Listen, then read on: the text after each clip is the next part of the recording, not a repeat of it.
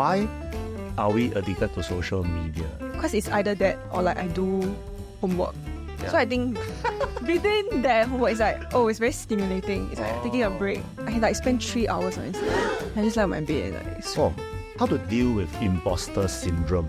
especially since coming to uni, then I saw like, wow, like so many like talented people. But their achievement doesn't undermine yours.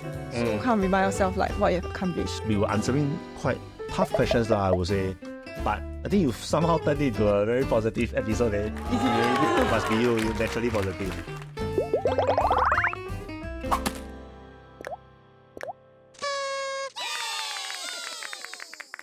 Ladies and gentlemen, boys and girls, welcome to Youth Tea Party, the show where we spill the tea on all things youth.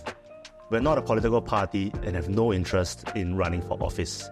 Our producers went to an unspecified university in Singapore and canvassed for lives-burning questions from university students. And boy, were these questions a little bit down. Today we'll be talking about things relating to imposter syndrome, social media addiction, self-love, cultivating friendships. I have here with me today Boon Sin. Boon Sin, welcome. Hello, thanks for having me. Yeah, you're very welcome. How does it feel to be on the best youth podcast in Singapore that no one has ever heard about? I feel very humbled and excited. I hope this podcast will be a huge success. Have you been on a podcast before? No. Okay, so are you nervous at all? Yeah. I don't know where to look at. Yeah, it's okay. Don't just do it anywhere you want. Okay. Well, for me, I like to help our viewers know our guests through different ways, right? So I want to ask you certain questions. The first question I want to ask you is, what do you think is the most embarrassing thing that's ever happened to you? Oh, okay, is that really very embarrassing? Okay, you don't mind sharing, huh? So, right, I was like 16 years old. Then I was with my friend on the train. So I think like the train was like very bumpy. Yeah. So my friend was like, oh, do you want to hold the pole? Yeah. I was like, oh, never mind, like, it's okay. Then like 1 second later, right, I think the train jerked. Then I fell into someone's lap. Like I really fell on his lap. Yeah, like legit. Then after that, it's like even worse. I like couldn't get out there. Because the train was still like very bumpy. Yeah. So I sat there for like 3 seconds before I managed to stand up. Then my friend didn't even help me. She just laughed. Yeah. But the person was who? Like Like a middle-aged guy. Okay. But he was very nice. He's like, oh, it's okay, it's okay. Oh, okay. But yeah, very embarrassing. Okay, that is really quite embarrassing. Yes. Last time, right, also in secondary school, I was a competitive swimmer. So, you know, every year there's this like inter-school thing, right? So we have to go and compete lah. So it's like Toa Payoh swimming pool. Then I was there with my seniors. I think I was like Sec 2 or something, right? Then I was with my seniors. Then my seniors very playful one lah. So it's really damn childish, but we were young, right? So what they'll do is they'll put water in their mouth, right? Then they'll like spit on your face, right? Then they'll go underwater and like dive in so that you cannot find them, right? So I was like trying to find my senior, right? Then I put water in my mouth, right? Then my senior wears this like silver goggles. So it's very distinctive one. So I was like waiting. Then I saw this guy, right, with the silver goggles like swimming, right, under the water. Then I was like, I go there, I wait, right? Then the person came out, I just spit the person's face. That's not your It's not my senior. That's real. I don't know what to say. I was there paiseh. You never say sorry. No, I just say sorry. That person say, you know what's the best part? I swear, you know what's the best part? Later during my event, right, the person was next to me. Oh my god, that's very paiseh. Wow, it's really super paiseh. Does he remember you though? Like he was like, I don't know. I didn't ask lah. But I mean, at that time we were all focusing on the race, but it was super paiseh lah. Yeah, but I think it was more paiseh. yeah, but I never see the guy again, so it's okay. Okay, that's true. I also never see the guy again, so okay lah. Okay, so here today, you know, we are going to answer some really tough questions, and I guess in that process, get to know a little bit more about your life also lah.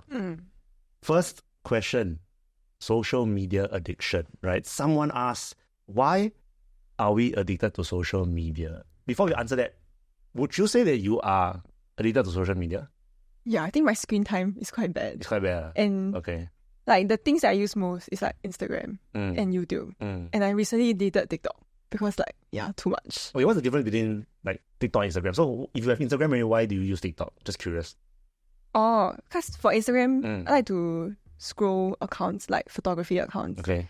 Yeah, but TikTok is like short video. More rubbish stuff. Yeah, like memes, like very funny. Yeah. Also, Instagram is like more polished in a sense. What appears on my feed, but I'm not sure for everyone. Okay, you say you do a lot on Instagram and YouTube. What do you watch on YouTube? I watch people's vlogs, like about their life. Yeah. Why is that so exciting? I think for me, it's like, because it's either that or like I do homework. Yeah. So I think between that homework, it's like, it's very stimulating. It's like taking a break. Okay. And then it's like so easily accessible. Like your phone is just there. Yeah. And I think someone told me about like the idea of like instant gratification. Yeah. So you get that. It's like very short. They just I think that's the addiction. Yeah, I understand. So you say your screen time is a lot, right? How much is a lot? Like just take us through like a normal day or a day where you use the most screen time. Wow, it's really a lot. I can like spend 3 hours on Instagram. Yeah. As in like literally just scrolling and scrolling. I just like my bed and like that's quite interesting. But you don't feel tired, man? Like the screen and everything. No, it's just very stimulating. Like, wow, the more I see, yeah. Like YouTube, eh? I don't really watch YouTube now, though. Oh, is it? Yeah. Oh, okay. Why did you cut off YouTube? No time.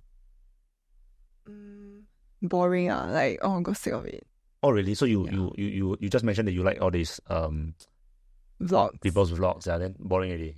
Yeah, I think it's quite bad. Like, because YouTube became like short video, right? Like TikTok. Then my attention span just became like even shorter. Yeah. I see. Yeah.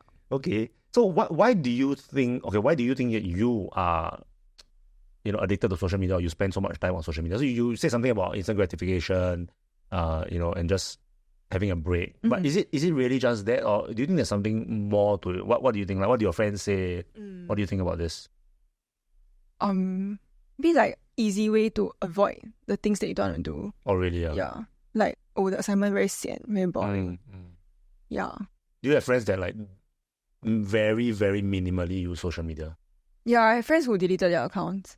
Or because of this very reason, they don't want to get distracted, something like that. I think sometimes, like, I think she said, like, when you keep scrolling, then you sometimes feel like a bit, like, you see people having fun, right? It's like, Instagram is like a highlight reel. Then you feel a bit like, you feel a bit FOMO. Yeah, so she just decided to delete it. Okay, I see.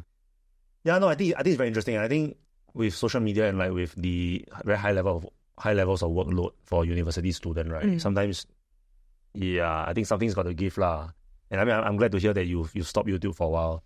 Yeah, but maybe you can also slow down. Slow it down. There are apps that can lock your Instagram time. It's like there's a function on iPhone. So they say, you've reached your screen time limit. But you can just click OK. Yeah lah. Then you just move. Yeah. But so there's an app, right, whereby you really can lock the thing and it will lock on. It will really lock. So it's not the kind that you can just press OK, then unlock. They will lock it and then you have to wait 3 hours or 4 hours before you can true. Can try that. But I think that time during A-levels, like they were like very important to me. I really very stressed. Then I just put my phone outside and really don't use. But I think when things are like, assignment 1 week later, got time, then I'll just use. But you don't feel gawei, man. Like, you don't feel uneasy when you don't use your phone? I think in like the first few minutes, then after that, once you start doing your thing, then okay. That's okay. That's not addiction. Because addiction is like anything, right? Addiction is that if you don't have it, then you will really, really feel super uncomfortable, hurt even, sick even. That's a real addiction, ma. Yeah. So yours maybe if you have the discipline to just put things aside and do your stuff, then that's not really addiction. But I still reach for it quite. Oh, you still do? Yeah. So you almost like instinctively reach for it. Yeah, like 5 minutes after reading something. Okay, then think. Okay. Then that's not good. That's not good. I've seen people, I've observed people, very interesting. I've observed people, they're working halfway, right? Yeah. They'll reach for their phone, right? They'll open Facebook. Yeah. They will scroll. Yeah. They'll open Instagram, they'll scroll. They'll open TikTok, they'll scroll. It's the same sequence, no? Then they put out their phone. Like, and they do it for like 1 minute only. It's like instinctive really. I saw it, I was like, wow, damn, wow, I was like, what the hell is this? Like, literally, it's like almost second nature. They just scroll the thing and they just put out the phone. Wow, it's quite scary. But, yeah, I mean, social media is good, but with anything, spending too much time on it is also not great. So what do you advise people to do? Like, use the screen lock thing? I think the screen lock thing is useful. I think the putting your phone away is useful. And I feel like sometimes you really need to go cold turkey a bit. It's like with anything, right? You want to quit sugar or whatever, so you need to either cut down, or like you need to just remove it from your life first and see what happens to you, right? So for you, let's say if you say that if you put it out of the room, out of sight, and then you are okay to get things going after 5-10 minutes, right? Then I think that works for you. Oh. Yeah. True. I think that works for you, yeah. But I think also like people can explore alternative activities. Yes. Like go out for a walk without your phone. Do you do that? With my phone though. Yeah. So that's a lousy middle ground. So you walk and scroll at the same time. No lah, because when you're outside, there's so many things to see, right? Yeah. So you won't be like, oh, I want to reach for my phone. Like you're already stimulated by your surroundings. Yeah. But I agree. I think going out for walks is very important. But so you go out for walks, do you exercise? Try to. What is try to? Once a week. Okay. At most. What do you do? You jog or you go to the gym or? I just run around the park. Oh, okay. Yeah. I'm not bad. Once a week is a good start, but try to do it more lah, I guess. And actually, at home also very easy exercise. Just like do all those static stuff. Like use the mat, then you do exercises. Like just squats or like jumping jacks or this. I don't have to jump on my like ground. Oh yeah. Very gao-wei, like, oh, you keep jumping. Very tiring, eh? Hello, friend. Exercise is meant to be tiring lah. Exercise not tiring, then exercise for what? But maybe that's not my favorite way of exercising. How about like sport? Basketball or badminton? Oh, I like badminton. But that one cannot happen all the time because you need people to play with. Yeah lah. Or like climbing recently. Oh, you do climbing ah? Rarely lah. Okay. Yeah. Oh, that's interesting one. I think climbing is really nice. Yeah. Okay. So yeah, I guess social media is part of our lives, but let's try to purposefully limit our use of it lah. I think that's very important. Okay, so now we go on to slightly tougher questions. So this question comes in, right? It says, why do I always feel this sense of anxiety? Once I complete my assignment, it's on to the next. Once I accomplish something, I expect something greater of myself in the future. It has come to a point whereby I can never truly be satisfied with myself. Surely you have a lot of assignments, right, at university? Do you resonate with this feeling at all, or you think, nah? I think initially, yes. Like, wow, so many things to do. Yeah. Like, once you clear off something, then there's the next one. But now that I'm graduating, then I think I'll miss being a student. So I kind of see doing assignment as like a privilege. Like, oh, it's my last time getting to do this. Yeah.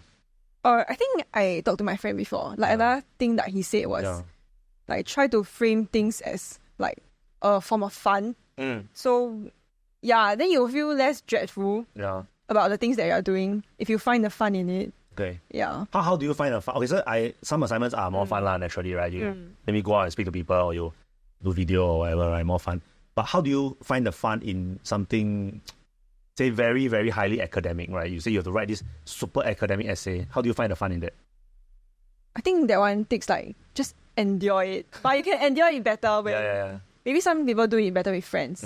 So for me, like, I can endure things better when I'm with my friends.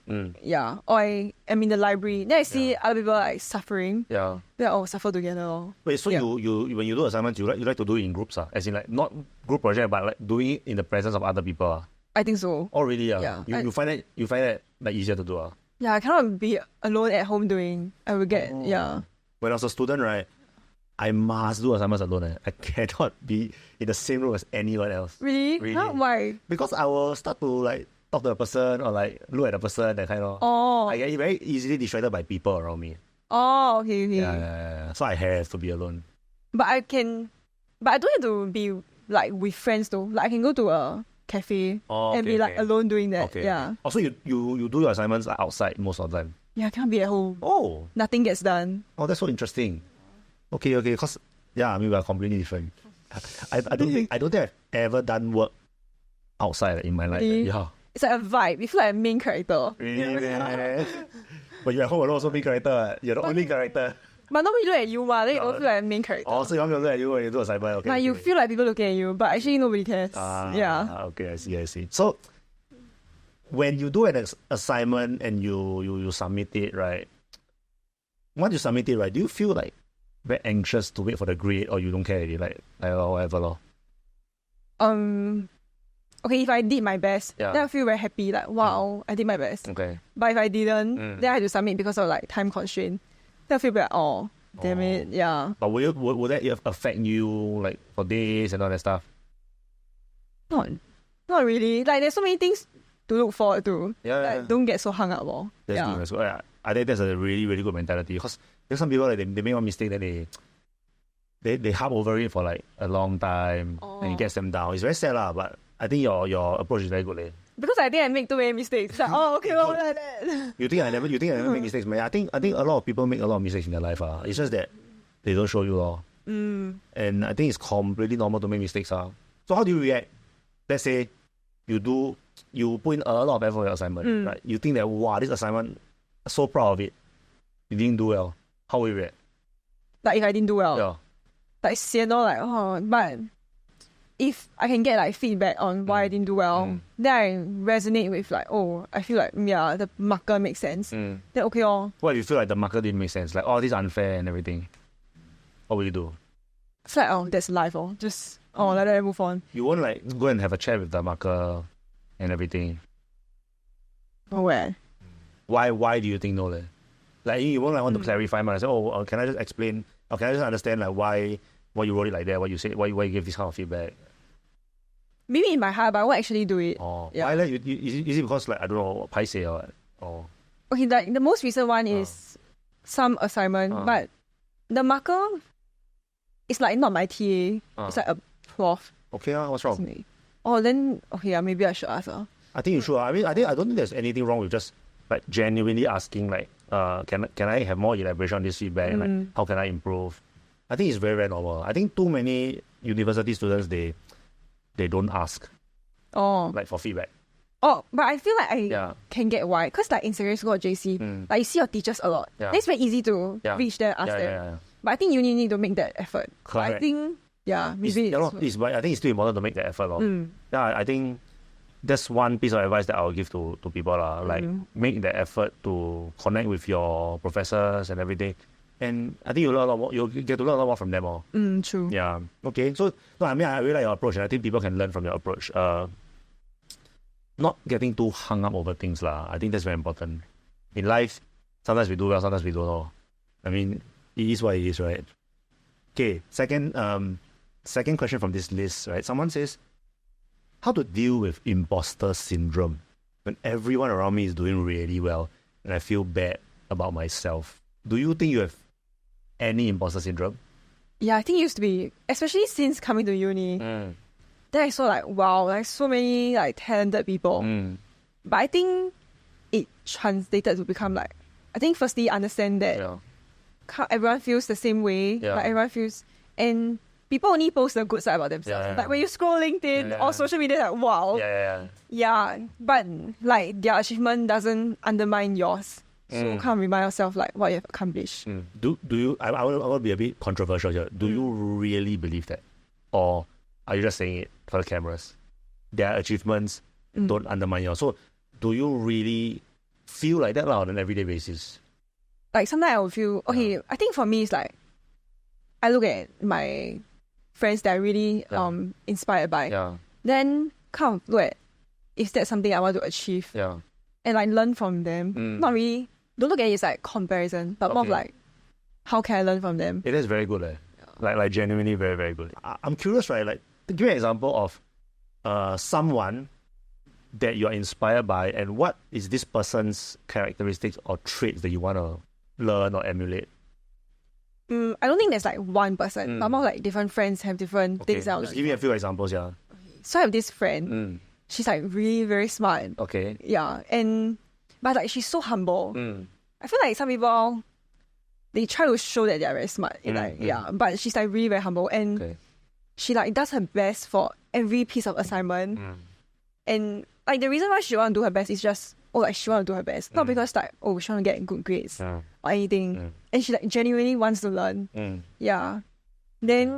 I feel like I have another friend. So like she takes part in a lot of things, and she's like very passionate about wildlife. So I feel like in the past, like for myself, sometimes I would take part in things just to put on my resume. But for her, it's like really the interest. Passion. So it's like, these are like things I want to learn from. Like it gets a bit superficial, or like I wouldn't want to be very consistent with it. After I realized like I do things for like the resume instead of my own interest. Yeah, that's the thing. You know, like so let's have a look at your resume, so to speak, right? Like tell me of the stuff that you've done so far. Like how much of it is like something that you really have interest in? What was your thought process in looking for internship? Like, just anything. Anything? Okay. Like, of the internships you've done so far, like, what is the thought process? How do you appraise those internships? Like, did you do it because you really had passion, or did you do it because you felt like you'd be good for your career? Okay, I think like the one I really wanted was to intern MOE. Okay. Yeah, so as a teacher. Yeah. Okay. So in JC I applied, but I didn't get in. So in uni there was like an opportunity, so I applied for it. Yeah. I think that one is like really genuinely I want to try. Yeah. Then later on there was like an opportunity that my friend recommended. So it's on like community projects. So it's like something new, but it's not like wow, I'm so passionate about it. Yeah. But more of like just see what it's like lor, then just go for it. I see. Yeah. Like just keep an open mind. Yeah. Okay. But so in the end, what was your appraisal of the internship after? Like about the community projects one. I think I prefer working more like on the ground, like interacting with people. Isn't community project on the ground? But also a lot of like office work, like logistics, admin. Planning, logistics, admin. Yeah. Okay, yeah, fair enough. Okay. So you've mentioned someone who's always putting in her best, no matter what. And then you mentioned someone who like really follows their passion. How about anything else? Like, I mean, these are of course important traits, but a bit generic, right? Is there anything to challenge you a bit? Is there anything like very specific that you feel like, okay, maybe not for your friends, right? But something that you feel like you are lacking and you want to like be better at this? Oh, yeah. Okay. I think I'm someone who like, I want to try this, I want to try that. But I don't put like the time or like consistent effort into trying it. Okay. Yeah. So like literally just doing it lah. Yeah, like I'll just try. Then not very consistent lor. Oh, so consistency. Wow, I tell you, that's something that not just you, everyone struggles with. Yeah. It's so hard. It's really so hard to be consistent in something. But I guess the best way is to really purposefully set aside time to do it. And maybe do it with someone. I think that's also quite interesting. That is quite important, especially if it's like exercise or like, okay, like internship, all this you have to do with someone. You cannot say, hey, you apply with me and that kind of thing. Yeah. So, okay, consistency, something interesting. Right. So, going back to imposter syndrome, do you not feel it now anymore? Or because you mentioned the way you think about your friends and everything, right? So do you not now feel it anymore? Are there still times where you feel it? And what are those times when you feel it? Like I feel everyone is doing very well except for me. Yeah. Actually, like right now, like it's like the job application period. And then when you hear your friends get a job, but you're still like in the process, like, oh my god. Yeah. Okay. So does that make you feel like, wow, am I like genuinely like lousier than that? Or like not as good, not as marketable? If I'm like emo that day, then maybe. But also I feel like I need to be more practical. Like, you feel like you're lousy, then like try to do something about it. Or like, I think for me it's like, because applying for jobs is like a first time thing for me, a full-time job. And it's the first time thing for everyone. Yeah. So I thought, okay, like I'll just ask for help. So like there's like career counselor in uni. So like seeking help more. Yeah. Maybe it will help you. At least I get a better idea of like what is the process or how I can improve. Yeah. No, I think that's really, really good. And genuinely, I really hope that you believe that because I think your experience is very useful for everyone out there. Everyone surely feels like an imposter in some way, especially in university where so many people are doing so well. But the fact of the matter is, even if somebody gets a job 6 months earlier than you, so what? Right? I mean, unless you are really financially struggling and you need a job ASAP, then understandable. But if you're not, right, then I urge like you and your peers to take the time to really look for a job that you want to do. Because you also don't want to like find a job very quickly, right? Then 3 months of job, you realize, wow, crap, this job is really not for me, man. True. You're also very sad, right? But you wouldn't know until you go in, right? Also. Yes and no lah, but at least it's like some people, they will join a job, right? That off the bat, right? They already know that they probably won't like you. Like the job description and everything is really not something that they are interested in, really, right? So I think rather than finding something for the sake of it, just because everyone is also looking for a job, I feel like it's better to just sit back a little bit, take your time, ask yourself, what do I really want?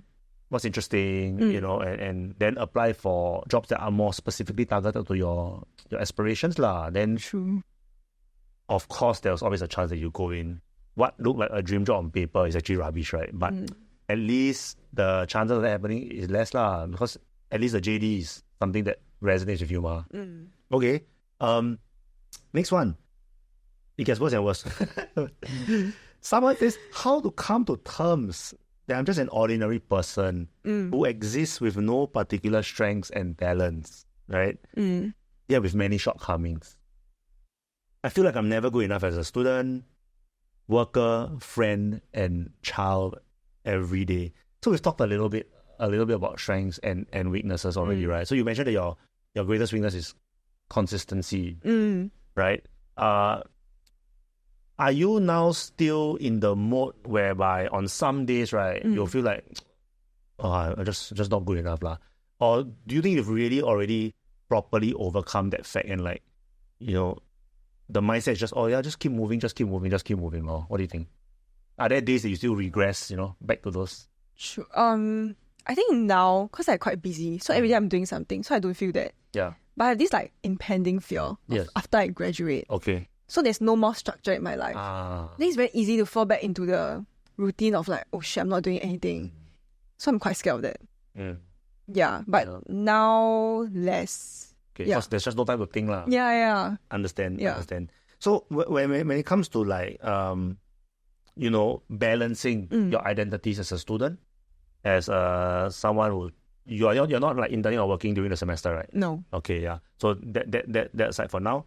So like as a student, as a friend, as a child, right? You have a family, you have friends, you have work. How do you balance these things?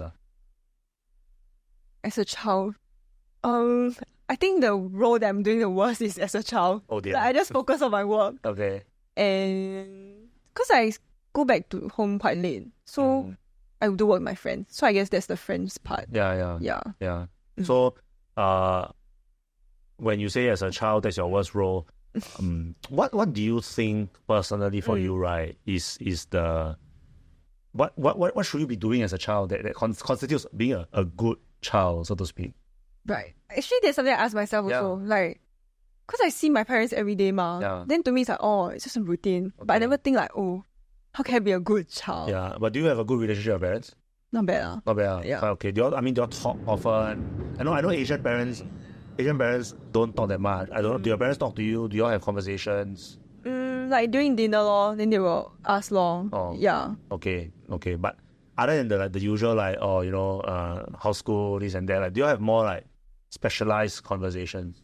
No way. Really, like, I don't tell them about like very deep things. Why is it? So I think people also always ask, like, especially for this generation, or maybe it's an Asian thing, I don't know, but we don't communicate with our parents that much. Why do you think that's the case? Like for your case, okay, so like for me, like my friends can relate more, right? So I'll tell them, and I have more like chances to tell them because I see them a lot in school. Yeah. So it's like, to me, it's like, oh, I already don't need to say again to my parents. Oh. Yeah. I see. Yeah. Like the burden already lifted off. Oh. Yeah. Okay. But do you think that's a function of, because like, you know, from young, right, y'all never really talked about like more difficult stuff? Yeah, true. Yeah. So what do you think will happen, right, if like one day you go home, right, just say an argument, right, one day you go home, right, you suddenly just tell your parents about something very deep, like, oh, you know, I've been feeling this, that, and how do you think they will react? I think my parents quite chill. Okay. Then they'll just listen like, oh, like, don't think so much, take your time. Yeah, lor. Okay. Yeah, I think parents really do have quite a huge impact on how we are as people. Yeah, and I can see that I haven't met your parents obviously, but I can see that your parents are the quite chill kind, because you are also quite chill. Sure. Oh, my dad used to be quite strict though. Oh. Until like, maybe he just scared I can't get into uni. Then now that I'm in uni, then he like, maybe like step back already. Yeah. But do they ever have a lot of expectations of you? Like say, oh, you must do this, you must do that. No way. But so I feel like quite bad. I feel like my parents give me a lot of capacity. Like, let me choose a lot of things. But sometimes I feel like if I don't do my best, then I'm like letting them down. Then I feel like this guilt. Yeah. Oh, so you really do feel this guilt? Yeah. Oh, especially like finding job. Like I really want to be financially independent. Yeah. That's really interesting. Finally, when I was at your age, I didn't feel that guilt there. Because my parents never gave me that guilt. Oh, but my parents never give me. It's like it's just 自己的 guilt lah. Yeah. I understand. Yeah, but yeah, that's a pretty tough one, man. You said your father was like pretty strict last time, right? So like, how was he strict? I mean, fathers, how strict can fathers be to daughters? Really? Really? Yeah. What sense? I must do well in school. But if you don't do well, what happen? Get scolded. Scolded only what? How about like quite fierce one? Like that got strict, yeah. You never see last time my mother. Better not say on camera this one. But I think my generation is slightly different. Okay. Kind of whack, I tell you. Okay, with strawberry. No lah, not strawberry. I don't think you are very strawberry personally after talking to you. Okay, so we've just talked about your relationship with your parents, right? Now let's move on to your friends, right? You say you spend a lot of time with your friends, right? So someone else has asked, something I haven't really figured out yet is how to hold on to and cultivate friendships well. I think that's a quite difficult thing to seek help for. So I'm asking you, how to foster connections when I don't know how to and don't have a good history of being socially adept? Are you the kind that has many friends or a few close friends? What's your friendship circle like? But what is many friends? Like, you know, some people, they have friends for every circle. So like, for example, if I play football, I have my football friends. If I go party, I have my party friends. If I study, I have my study friends. If I watch movie, I have my watch movie friends, that kind of thing, yeah. Are you that kind of... Do you just have like a few close friends? I think for me, it's every phase of my education life. So like sec school friends, JC friends, and uni friends. Oh, so you completely don't talk to your JC friends anymore, right? Oh, I do. Okay. As in like, I have friends from JC. Yeah. As in like add on. Yeah. So you still keep in contact with your secondary school friends? Yeah, some. Okay. Yeah. Okay. Yeah. And then so for like university friends, how big is the group that you usually see, go out with, spend time with, study with? But I met different people through different things though. Yeah, correct. So my question is like, how big is the total number of people that you actually will see and go out with, for example? So like a few one-on-one friends. Yeah. And like one more consistent group friend. Okay. Yeah. So like how big is the group? Usually 5, 6. It's okay lah. Yeah. So this group is from where? I joined Geography Challenge. Then we were all in the organizing committee. Oh, I see. Yeah. Geography Challenge is one of your like CCAs lah, that kind lah. When I was year 2 yeah. Okay, yeah. So till now you still keep in contact with them? Yeah. Okay. So what do y'all do consistently? You say consistently, right? Actually, it's only more apparent this time. Like we just keep studying together. Oh, you're also studying together? Yeah. Interesting. Okay. Would you consider yourself socially adept? So we talk about in university you have your friends, right? But in university you also always meet new people. How are you with new people? There's a lot of collaborative work, right? Group working and everything. You meet new people. How do you generally work and connect with new people? I think I used contacts from uni. Yeah. Because that was when you don't see a group of people consistently, right? You don't have classmates. Yeah. So that for me was like quite difficult to adapt. Yeah. Especially during the pandemic. Yeah. Like, everything was online. Yeah. I think it's taking initiative. Okay. So if you like, I can vibe with this person. Yeah. Then you try to ask the person out. Like, you have to study. Or like... Also you would do that lah. When in year 1 Okay. Yeah. Okay. I'm really scared I couldn't make friends. So I was like, I really try to reach out. Oh, that's good. Yeah. Yeah, that's good. So was that successful? Yeah. Okay. Or like join things. For me, like, Jogsong. Okay. Yeah. Geography Society. Yeah. It's like one of those societies that organizes events. Yeah, like academic organization. Okay. It's quite interesting. Yeah. So what happens if you are in a project group, right? And just don't really like the people, lor? How? Are you the kind that will just keep quiet, fade into the background, or what? Say for example, when you're discussing things, right, then they will say a lot of things that you don't necessarily agree with. Like, so how do we take this project? What direction? You might not necessarily agree with. But they're very loud. How do you contend with that? Depends if I'm scared. If I'm scared of the person, then I just keep quiet. Like. You're so cute. Then if the person like, okay. Oh, you really get scared of person, Like scared of what? Like exactly. Okay, so if I feel like, oh, I know better than this person, right? Then I'll confirm say my opinion. But I feel like I'm also not like blah blah. Then I just like keep quiet. Yeah. Do you think that's a productive way to work? I don't know. I'm just genuinely curious. So that one person just dominate the whole. Then the rest of the group just keep quiet. They got no opinion. Yeah, how? But I think now I'm more assertive. Like if I really don't agree with you, I would just say like. So you build this over the years lah, the confidence lah. Hey, that's good eh. How do you think you build this kind of confidence? Maybe just annoyed. Like, who do you think you are to dominate the group? Out of anger. Out of frustration. Yeah. Oh, that's really quite funny. Yeah. Okay, very good. I mean, I think I'm very happy because today, right, we were answering quite tough questions lah, I would say. But I think you've somehow turned it into a very positive episode. Is it? Must be you're naturally positive. Yeah. But sometimes maybe it's like delusion. This is not very good, right? No lah, I don't think you're delusional lah. Okay. Walao, I don't think you're delusional. I think you're completely fine. I think it's good that you've learned how to embrace that growth mindset lor. True. I think it's really important, really. Yeah. So the previous episodes, is it like quite depressing? No lah, as in the whole point is to ask students to ask questions, right? That matter to them, right? But then it's the same trauma bonding thing lah. All the questions are all very depressing, like we saw today lor. But I think what you've done is that you put a positive spin on it, which I think is important. I think it's really important to be positive, especially when life is hard. We should try. Of course, it's not easy, but we should try. And one thing I really like about you is that you kind of do it naturally, which is great. So I want to move on to some more personal questions, but this one is quite interesting for you, I think. Okay. So someone asked, loving yourself for who you are is easier said than done.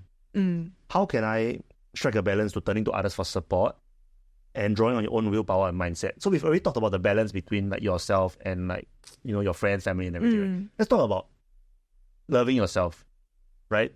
Are you generally comfortable with yourself? Are you happy with yourself? Do you love yourself? I mean, it's a bit cheesy, but I think it's an important question. Do I love myself? Yeah. But how do you define though? How do you define it? Can I ask you back? Yeah. Me Yeah. So I know the context like okay, I become the guest here.